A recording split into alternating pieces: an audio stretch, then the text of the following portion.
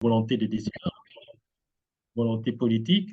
C'est aussi, ouais, je vais revenir, c'est aussi de comprendre la vision holistique de la santé, de l'importance et des implications des autres politiques sur le plan de la santé, c'est de trouver un langage commun, parce qu'on parle avec les acteurs des secteurs non sanitaires, donc il faut pouvoir trouver un langage commun, un langage qui nous permet de nous comprendre, c'est d'établir, j'en ai parlé, des relations de crédibilité, c'est de gérer des conflits d'intérêts, de décloisonner les pratiques. Alors ça, c'est très important parce que quelquefois, même à l'intérieur du département de la santé, il y a des services qui ne se parlent pas.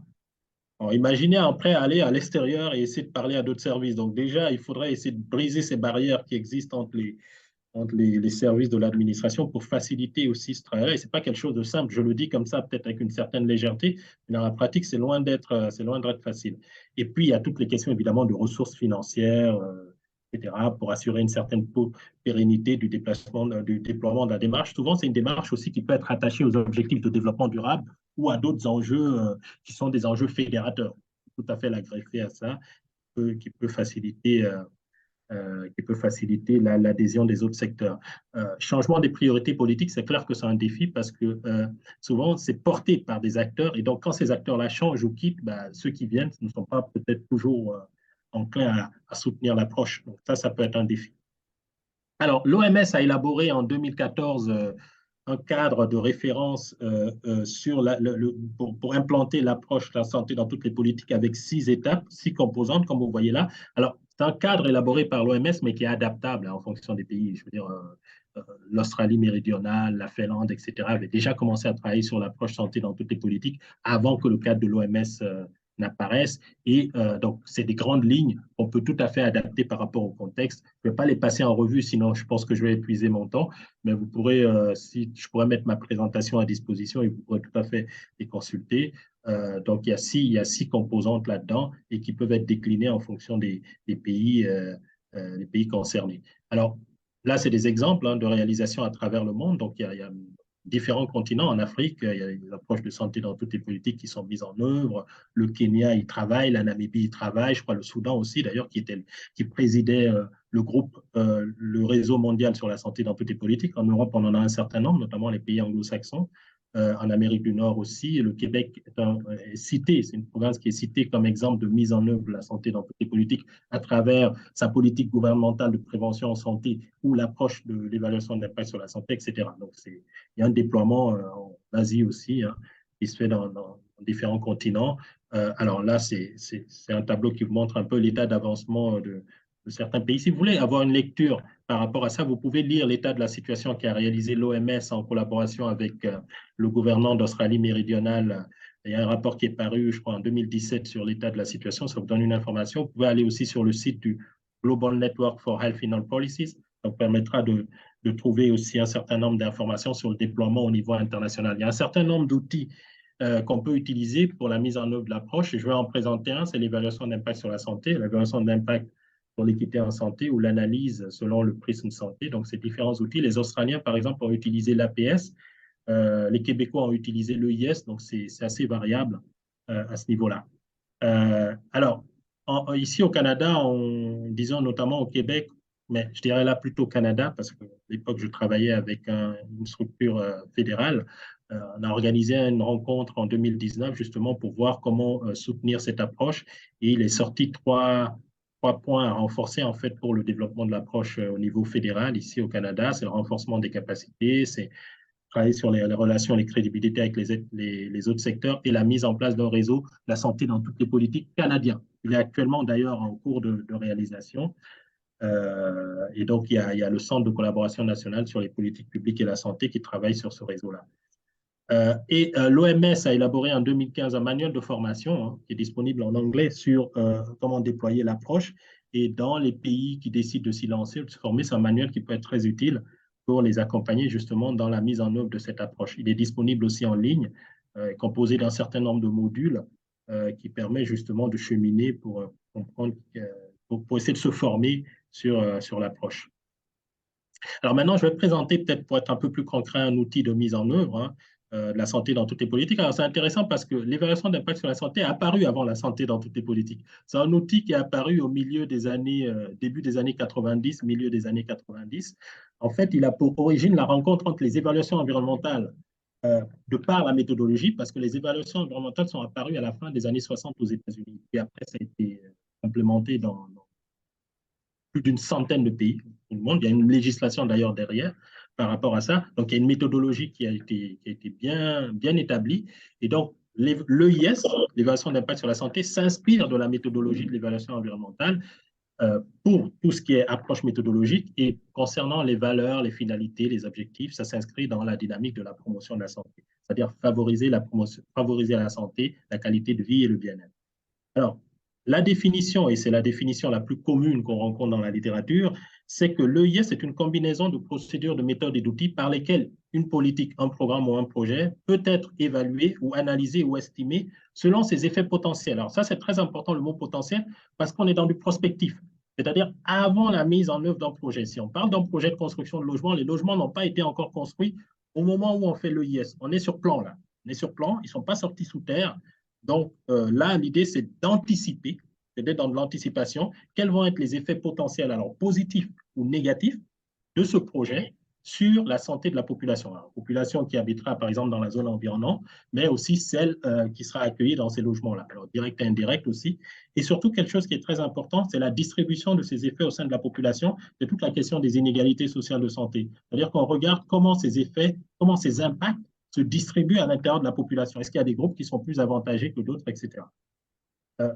L'idée, ce n'est pas seulement de faire une analyse des impacts du potentiel d'une politique, d'un programme ou d'un projet, mais c'est de formuler des recommandations pour réduire les impacts potentiels négatifs et maximiser, renforcer les impacts potentiels positifs. Ce qui est différent avec, par exemple, une étude d'impact sur l'environnement, c'est que les études d'impact sur l'environnement se focalisent beaucoup sur le risque, sur l'aspect négatif. Et c'est applicable qu'à l'échelle d'un projet. Si on veut réaliser une évaluation environnementale à l'échelle d'une politique ou d'un plan, on a recours à ce qu'on appelle une évaluation environnementale stratégique. Alors que l'EIS, en soi, fait les trois. C'est-à-dire, à n'importe quelle échelle, vous pouvez appliquer l'EIS. Ça nécessite toujours l'existence d'un projet de décision parce que c'est un outil d'aide à la décision. C'est d'aider le décideur à prendre une décision en toute connaissance de cause par rapport aux enjeux de santé. Donc, ça vient influencer le processus de décision. Et d'ailleurs, ça a été appliqué au Pays de Galles, en Australie, et puis je crois, je ne sais plus si c'est en Autriche, par rapport à des mesures de lutte contre la COVID. C'est-à-dire pendant la pandémie, les mesures d'urgence qui avaient été mises en place pour faire face à la pandémie, dans certains pays, elles ont fait l'objet de IS. Pour vous donner un autre exemple, et qui est assez intéressant, c'est que les Français ont utilisé cette démarche pour analyser les programmes des candidats à l'élection présidentielle de 2017, y compris Emmanuel Macron, et voir quels seraient les effets potentiels de ces projets-là si chacun de ces candidats-là devenait président de la République. Je ne vous dirai pas lequel a eu le mauvais résultat, ni lequel a eu le bon. Je ne veux pas avoir des problèmes avec les Français, mais c'est pour vous dire jusqu'où on peut aller pour appliquer cette démarche. Alors, en général, on examine des variantes, des scénarios, ça dépend des projets. On peut se retrouver dans des situations où on a deux variantes à analyser, on regarde laquelle est la plus favorable en termes de... À quoi ça sert? C'est de l'aide à la décision, c'est une meilleure information pour les décideurs et les planificateurs, c'est d'améliorer le processus décisionnel parce qu'on essaie d'impliquer la population à chacune des étapes d'une EIS, c'est de lutter contre les inégalités en matière de santé. Alors, il y a plusieurs valeurs que je vous laisserai lire à travers les diapositives. Hein. Il y a la justice sociale qui guide les EIS, il y a le développement durable, il y a la démocratie, c'est-à-dire la participation. Il y a le fait que ça soit une démarche participative. Donc là, c'est plus une caractéristique. Donc ici, vous voyez un peu les principes et les valeurs qui guident le déploiement de cette approche. Elle a été déployée au niveau international. Elle est promue par l'OMS. L'OMS a sur son site une formation que nous avons élaborée ici au Canada qui est disponible en anglais, en français, je vous en parlerai à la fin, et qui est accessible gratuitement pour les personnes qui souhaiteraient se former. Donc, il y a quand même suffisamment d'applications de l'EIS dans plusieurs pays du monde. Les étapes, c'est en 5 étapes ici que c'est présenté, mais vous pouvez trouver dans la littérature cette démarche en 6 étapes, dans le sens que la dernière étape, elle est scindée en 2 étapes. Alors, la première étape que les Québécois appellent le dépistage, mais qu'on appelle en France et en Suisse la sélection, ça consiste à identifier la politique, le programme ou le projet qui nécessite la réalisation d'une EIS. Et cela se fait sur la base de critères. Ça peut être, par exemple, est-ce qu'il est possible de modifier le projet? Est-ce que le projet aura des impacts suffisamment importants sur telle catégorie de population vulnérable? Est-ce qu'on a les ressources à disposition, etc. Une fois qu'on a répondu oui à cette question, on passe au cadrage. Le cadrage, c'est la deuxième étape qui consiste en fait à établir le champ d'investigation de l'EIS, c'est-à-dire sur quels enjeux on va travailler, quelle méthodologie on va utiliser, quel acteur on va impliquer, comment on va diffuser les résultats, comment sera élaboré le rapport, etc., etc. Ensuite, dans l'étape de l'analyse, on analyse les impacts potentiels du projet, de la politique ou du programme, c'est-à-dire la proposition sur laquelle on travaille. On analyse les impacts potentiels négatifs et les impacts potentiels positifs. Et ensuite, on formule des recommandations qui sont consignées dans un rapport et qui sont rendues aux décideurs. Et c'est aux décideurs, justement, de prendre la décision sur la base du rapport. Le suivi et l'évaluation. Le suivi, c'est le suivi de la mise en œuvre des recommandations issues de l'EIS. Et l'évaluation, c'est en fait quand on fait une démarche EIS, on essaie d'évaluer l'ensemble du processus, c'est-à-dire de voir qu'est-ce qui a marché ou qu'est-ce qui n'a pas marché pour que lorsqu'on répète l'opération, ben, ce qui n'a pas marché, on essaie de le corriger. Donc, c'est une étape qui nous permet un peu de faire un bilan et de vérifier comment c'est passé, notamment pour une première expérience, c'est très important. Alors, quels sont les acteurs d'une EIS? Ça ressemble assez bien à ce qu'on retrouve dans les évaluations environnementales. Il y a le porteur du projet sur lequel on travaille, il y a l'évaluateur, en fait l'équipe évaluatrice, il y a le décideur et les parties prenantes, c'est-à-dire y compris la population, toutes les personnes qui sont concernées par le projet. Supposons que ça soit un projet de construction d'une autoroute. Supposons que ça soit un projet, par exemple, de réduction de la fiscalité. Supposons, par exemple, que ça soit un projet d'agrandissement d'un aéroport, mais toutes les personnes qui sont concernées par ce projet-là seront sollicitées pour participer à la réalisation de l'EIS. En général, on a ce qu'on appelle un comité de pilotage, comité qui décide, un comité technique ou groupe d'accompagnement qui accompagne l'équipe réalisatrice de l'EIS et à l'équipe réalisatrice, c'est la petite équipe qui va réaliser l'EIS. L'EIS, ce n'est pas une évaluation rétrospective, donc ça n'intervient pas après que la politique ou le programme ou le projet ait été réalisé et qu'on veut vérifier si les objectifs ont été atteints. Ce n'est pas du tout ça, c'est du prospectif. Ce n'est pas une étude épidémiologique. Par contre, les résultats d'études épidémiologiques peuvent être utilisés dans une EIS. Ce n'est pas une évaluation des risques sanitaires, c'est beaucoup plus large. Par contre, dans l'estimation d'impact, on peut utiliser la méthode de RS et ce n'est pas un diagnostic préalable à l'élaboration de projet. Il faut très bien être conscient de ces aspects-là.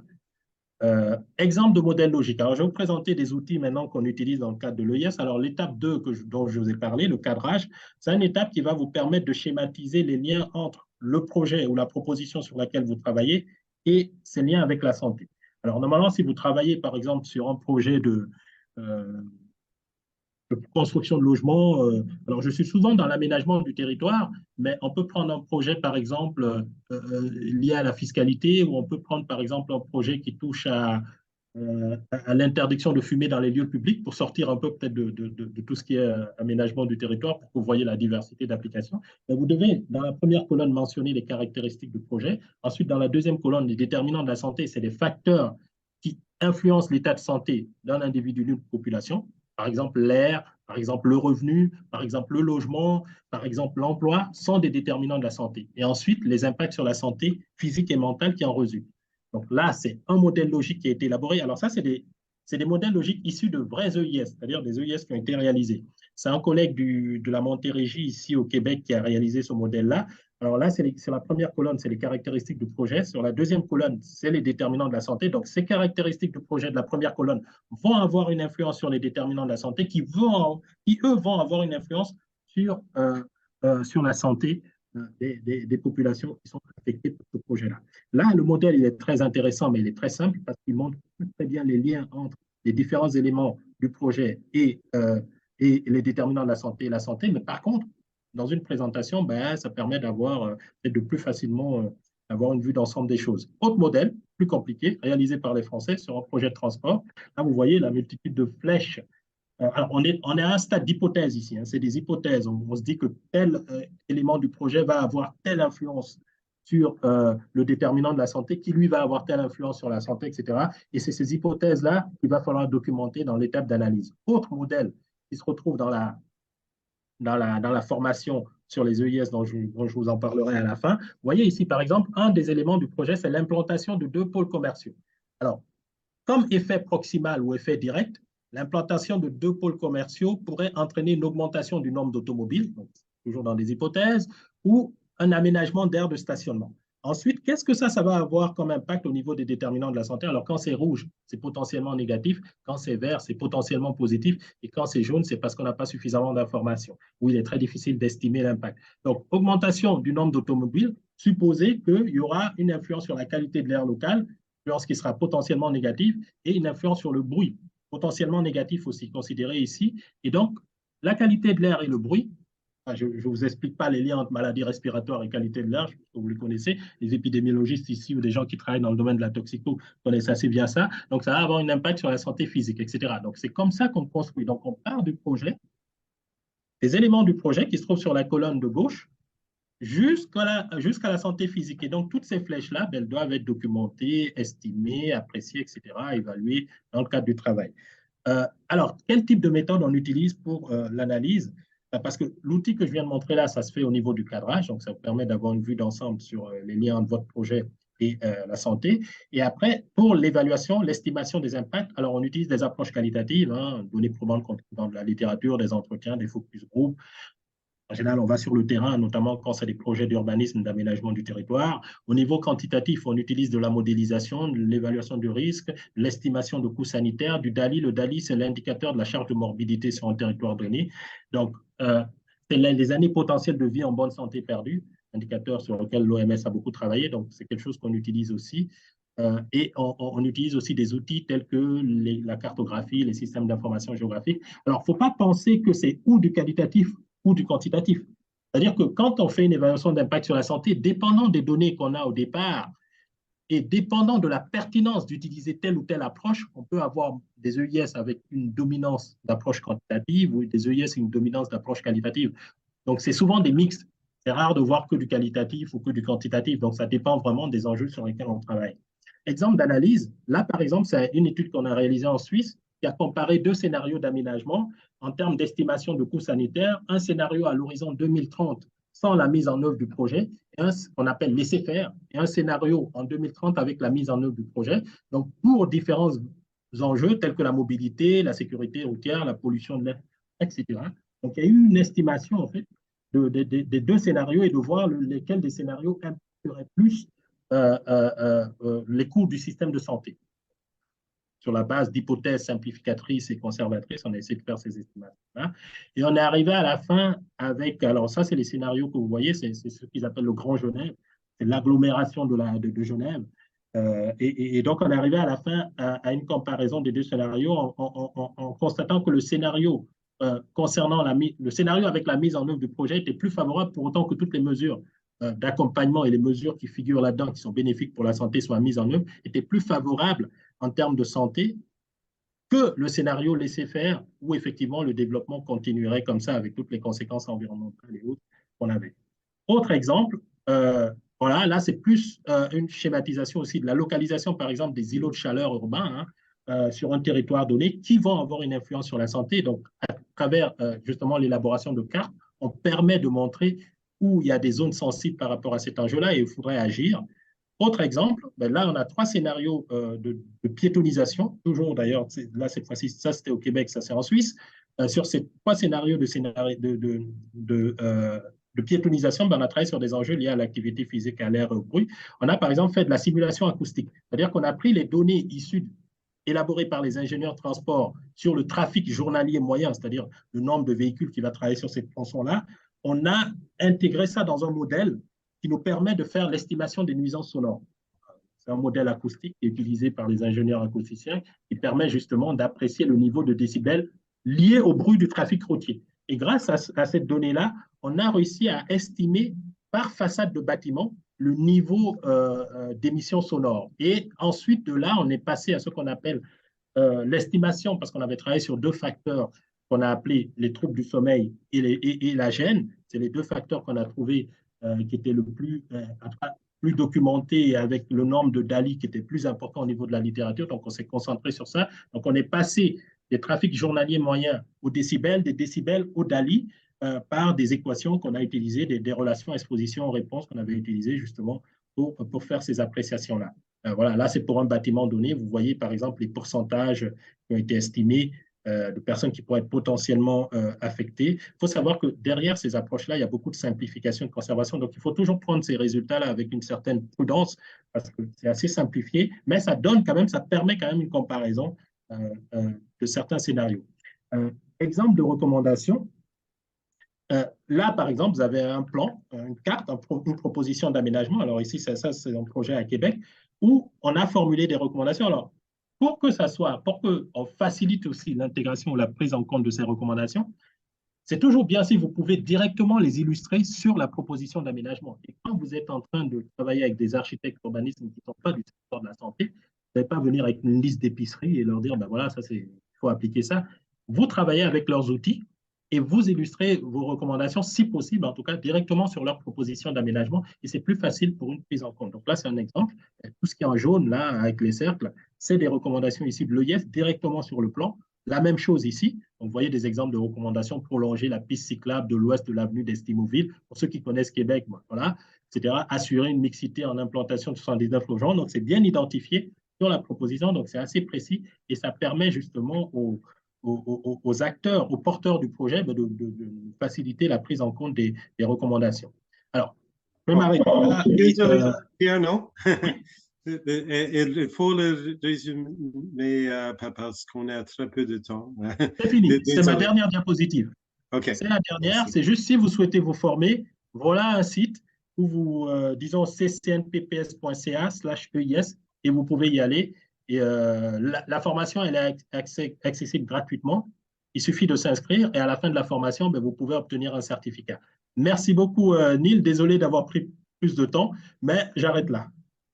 Non, merci, Tierno. Je sais que c'était assez difficile de le résumer en 20 minutes, mais on veut avoir peut-être 5 minutes pour des questions et après, on peut discuter les activités de réseau. Non, c'était très clair et je pense que pour le réseau qui est multidisciplinaire, ça aussi aide pour les personnes qui s'intéressent aux enjeux de l'environnement et de la paix et de santé globale. Mais avant les questions, je veux que 2 ou 3 personnes qui sont venues ici peuvent s'introduire, comme Pakiza, Sandrine et Acré. Alors, rapidement, une phrase. Pakiza?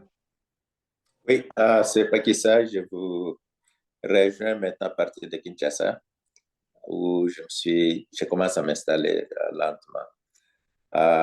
Je suis responsable d'une petite ONG, Mama Kekasofop, et j'essaie d'être assez engagé dans le Pegasus. Et puis, j'espère qu'on va booster les Congolais à s'engager plus dans le Pegasus comme je suis ici maintenant. OK. Voilà. Merci Pakiza. Sandrine?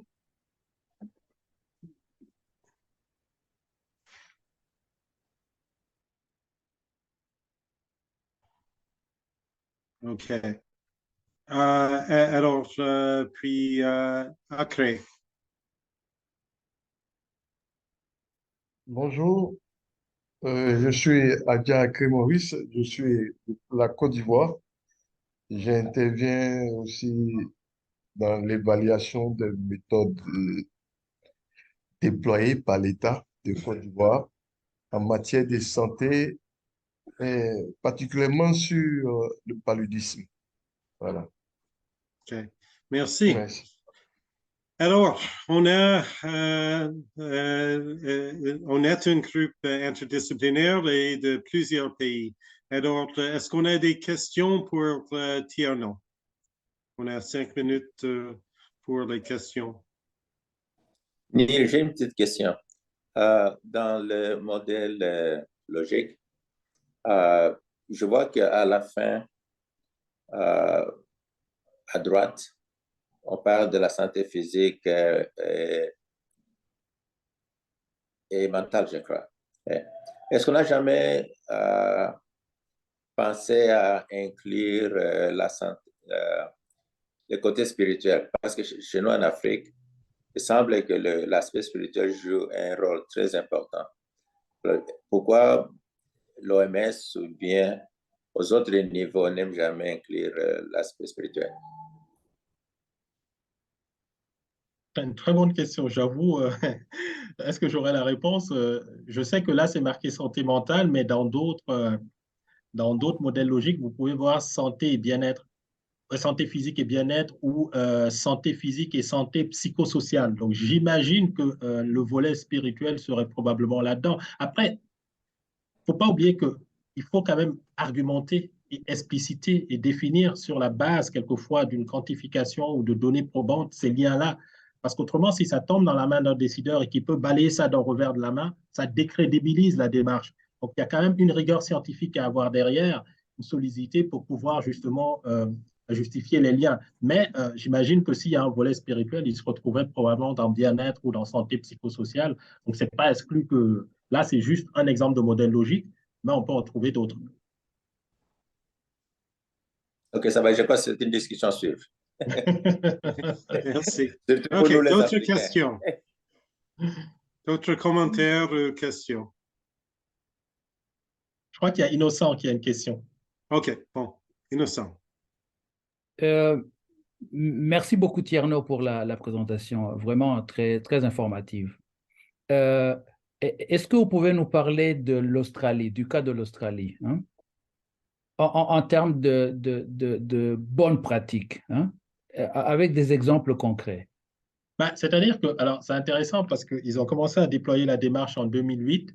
Donc là, je parle de... Parce qu'en en fait, l'Australie, ils ont à la fois travaillé sur l'évaluation de l'impact sur la santé dans un État australien qui s'appelle le New South Wales et sur la santé dans toutes les politiques dans un autre État australien qui est l'Australie méridionale. Donc, ils ont les deux, disons, le concept et l'outil, mais pas dans le même État. Si c'est l'approche santé dans toutes les politiques, ben, ils ont commencé en 2008 avec le support, donc la volonté du Premier ministre d'alors. Pendant un certain temps, ça fonctionnait au niveau du cabinet du Premier ministre, puis finalement, ça s'est retrouvé au département de la santé, à un moment donné, quand il y a eu changement de gouvernement. Mais d'après ce que j'ai compris, comme ils avaient établi pendant un certain temps des relations de crédibilité avec les autres secteurs, et ça a toujours continué à bien fonctionner. Et c'est vraiment cité en exemple, ça a été appliqué sur des cas concrets, hein, de différentes politiques d'ailleurs à ce niveau-là. Et c'est vraiment un bel exemple. Pour l'EIS dans la province Nouvelle-Galles du Sud, ben, eux aussi ont démarré depuis très longtemps l'application de l'EIS et donc ils ont noué, donc c'est l'université de New South Wales à Sydney qui travaille sur ça, noué des partenariats avec différents acteurs et ils font ce qu'ils appellent des formations-actions. C'est-à-dire que quand des collectivités ou des municipalités ou des institutions veulent faire des EIS, ben, ils sont formés dans la réalisation en même temps de l'EIS grâce à l'université. Et par ce biais-là, ben, ils ont appliqué ils ont réalisé un certain nombre d'EIS sur différents projets. Et ils sont même allés maintenant travailler sur la question plus de l'équité, l'évaluation de l'impact sur l'équité, au-delà de simple évaluation d'impact. Donc, je pourrais vous envoyer, Innocent, comme je ne veux pas prendre trop le temps, je sais que Neil est bousculé par le temps, je pourrais vous envoyer des exemples à travers un lien sur l'expérience d'Australie méridionale pour la santé dans toutes les politiques, à travers le prisme de la santé et l'EIS pour la Nouvelle-Galles du Sud. OK. Merci. Alors, dernière question ou commentaire, mais très bref. Carmel. Oui, merci beaucoup Tierno pour la présentation. Je me demandais, puisque vous avez présenté des projets où il y a toujours un côté positif, un impact positif et un impact négatif d'une certaine proposition. Alors je me disais, comment on décide à la fin qu'un projet vaut le coup d'être mis en œuvre? Est-ce que c'est toujours les DALI que vous avez mentionnés ou est-ce qu'il y a autre chose ou il y a un seuil particulier à ne pas dépasser? Comment on fait à la fin pour tirer une certaine conclusion? Alors, ça, c'est une excellente question. D'abord, à ma connaissance, et je peux me tromper parce que je ne connais pas toutes les EIS qui ont été réalisées, mais je ne connais pas une EIS qui a empêché la réalisation d'un projet ou d'une politique ou d'un programme. Je connais des EIS qui ont demandé des modifications substantielles. Où, effectivement, quand on voit ça, on se dit, bon, est-ce que ça vaut vraiment le coup de le mettre? Donc, à la fin, en général, hein, bon, là, je généralise, souvent des conclusions, le projet présente des éléments favorables à la santé, mais attention, il faut être vigilant par rapport à certains aspects. C'est souvent comme ça que c'est présenté. C'est jamais toujours complètement négatif, toujours complètement positif. Il y a du négatif là-dedans, il y a du positif. Mais on n'arrive jamais à la conclusion en disant il ne faut pas le mettre en œuvre ou il faut le mettre en œuvre. On dit toujours, si vous allez le mettre en œuvre, ben, il va falloir tenir compte de tous ces éléments-là, etc., etc. Donc, parce qu'il faut savoir que dans beaucoup de pays, ça a été réalisé sur une base volontaire. Pas derrière, il n'y a pas forcément une législation. Donc, si on veut aussi l'adhésion des acteurs, si on commence à leur mettre des bâtons dans les roues, je ne veux pas dire qu'il faut non plus faire quelque chose de... Il faut se compromettre, non. Mais pour qu'ils adhèrent, pour les convaincre, il faut aussi y aller comme ça. Donc, en général, on leur signifie clairement ce qu'on considère comme potentiellement négatif et voilà les recommandations qu'on propose et on leur dit voilà ce qu'on juge comme potentiellement positif et voilà les recommandations qu'on propose. Donc, on ne dit pas il ne faut pas le mettre ou il faut le mettre. On peut dire il faut le mettre alors sous cette façon-là et pas celle-là. Plutôt dans ce sens-là. Okay. Merci Tierno et alors merci pour les questions. Alors on a peut-être 15 minutes pour la discussion.